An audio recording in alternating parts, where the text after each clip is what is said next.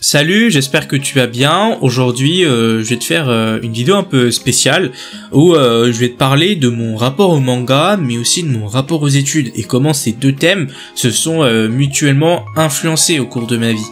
Ça sera du coup une vidéo où je vais te raconter ma vie et qu'est-ce qui s'est passé pour que y ait tout ça. Première chose, il faut déjà savoir comment moi j'ai été touché par la vague un peu nippone, un peu animation japonaise. Pour ça, il faut un peu remonter à mon enfance. Alors moi, quand j'étais très petit, mes 3-4 ans, on m'a offert un jeu avec une console que vous connaissez peut-être, c'était la GameCube, et le jeu en question c'était Dragon Ball Budokai premier du nom. C'est un jeu vraiment que j'ai saigné, j'ai vraiment kiffé. J'avais vraiment kiffé et je kiffe toujours ce jeu. C'était vraiment une pépite. Et c'est dans ce jeu que j'ai découvert du coup les personnages iconiques, Son Goku, Vegeta et tout ça. Ensuite, qu'est-ce qui s'est passé? Bah moi j'ai voulu découvrir plus de cet univers-là. C'est là que j'ai découvert du coup que Dragon Ball Budokai 1 en fait c'était tiré d'un animé.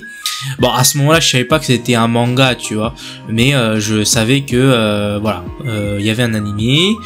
L'animé, je l'ai regardé et petit à petit, j'ai commencé à m'intéresser à d'autres mangas, genre les Senseiya, qui n'est pas du tout contemporain de mon époque, mais aussi les Naruto, les One Piece et tout ça. J'ai vraiment apprécié ce monde, vraiment fantastique, monde imaginaire, mais aussi croyances et défis vraiment intenses se mêler.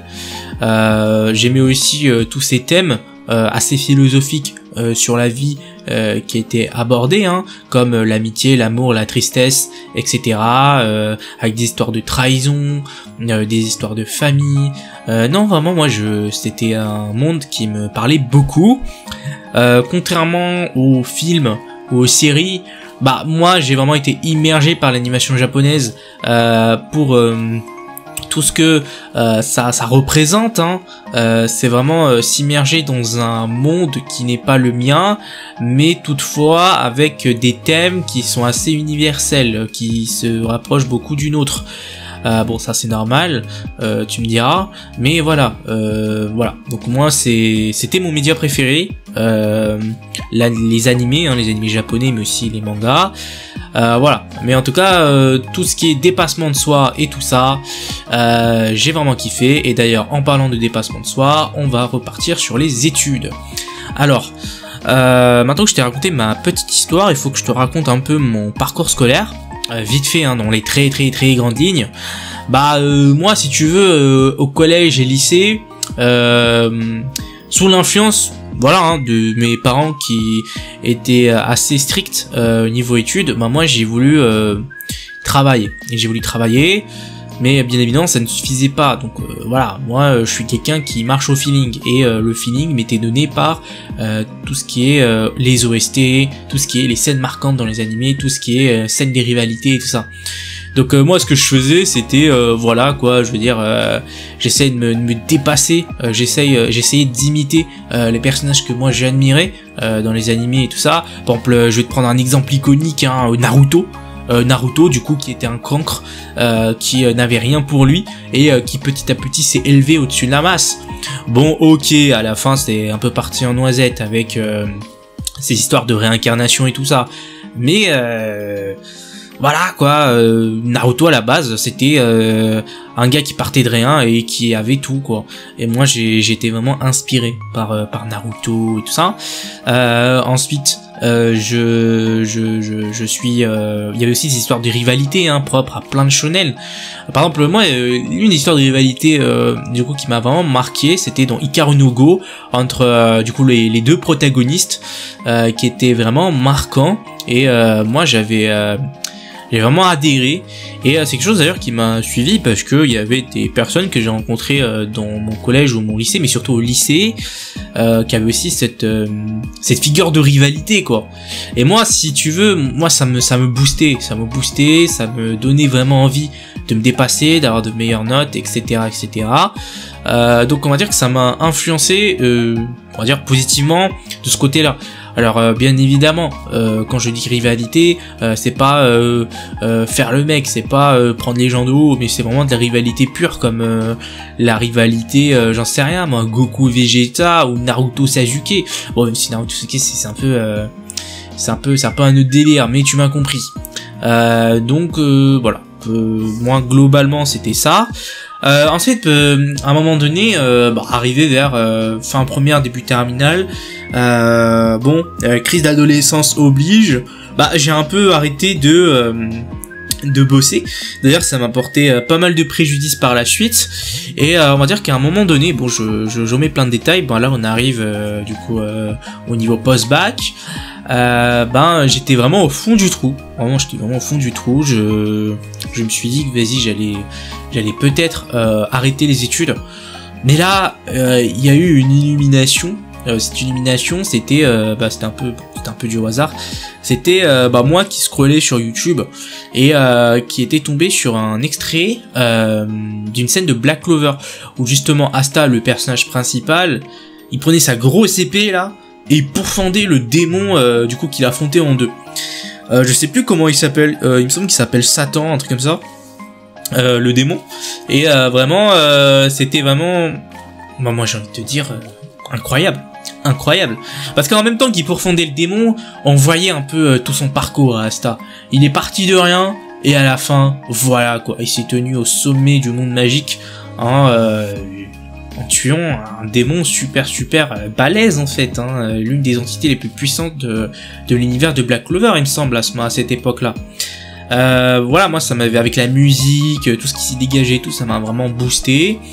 Et moi c'est une scène vraiment qui m'a marqué, mais pas que, il y avait tous les OST, par exemple de Yu-Gi-Oh 5DS, tous les OST Yu-Gi-Oh, même dans leur globalité, les OST Dragon Ball, qui sont vraiment super bien rythmés, les OST Naruto, vraiment, bon c'est con, mais j'écoute ça quand je suis triste parfois. Bon, toi tu me diras, c'est peut-être un point négatif, mais voilà, moi ça marche comme ça, je marche au feeling. Il y avait les openings de One Piece aussi, qui me donnaient un niaque, surtout l'opening là, le premier opening où vraiment il commence l'arc du Nouveau Monde. Ça je kiffe vraiment, voilà, c'est vraiment, je pense, mon opening préféré. Il y a vraiment toute cette hype de nouveau départ, nouvelle vie, nouveaux pouvoirs, mais aussi nouveaux objectifs. Donc vraiment non, c'était quelque chose. Voilà, je tomais plein de mangas inconnus encore, que je te cite pas ici, mais voilà. Donc vraiment les mangas, ça m'a vraiment permis de me relever à un moment donné, de reprendre confiance en moi et de tout donner comme les personnages que j'admirais, les personnages Niketsu-esques. Voilà, les personnages que j'ai vu petit, j'ai voulu essayer de prendre exemple sur eux, de ne pas lâcher prise comme eux, et petit à petit, voilà quoi, de me dépasser. D'ailleurs, il n'y a pas que les protagonistes qui m'ont influencé, il y a aussi des personnages qui sont très secondaires, voire tertiaires, comme Rock Lee dans Naruto, qui est un modèle à suivre, parce que ce gars-là, c'est un gars, voilà, il avait rien. Par contre, lui, il avait vraiment rien. Dans un monde où tout était régi par le chakra, Rock Lee, voilà, c'était un bonhomme, c'était un warrior, le gars. Et vraiment, il a failli mettre à terre un des gars les plus puissants, quoi. Gaara, à ce moment-là de l'histoire. Donc vraiment, c'était un truc de fou. Non, vraiment, il y avait vraiment plein de mangas qui m'ont vraiment fait réfléchir sur l'existence, sur à quoi sert la vie, sur devenir quelqu'un dans le futur. Les personnages qui n'abandonnaient pas, les personnages qui poursuivaient leurs rêves malgré des grosses pertes, malgré des chagrins immenses. Voilà. Donc moi c'était vraiment quelque chose qui m'a vraiment marqué, et ça je voulais le partager avec vous. Donc voilà comment étaient connectées les études et ma passion des mangas, des animés, etc.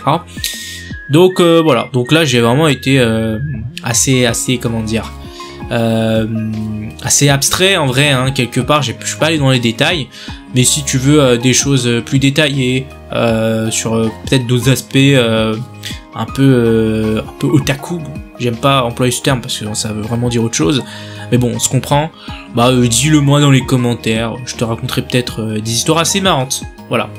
Donc sur ce, j'espère que cette vidéo t'aura plu, et sur ce, tchuss.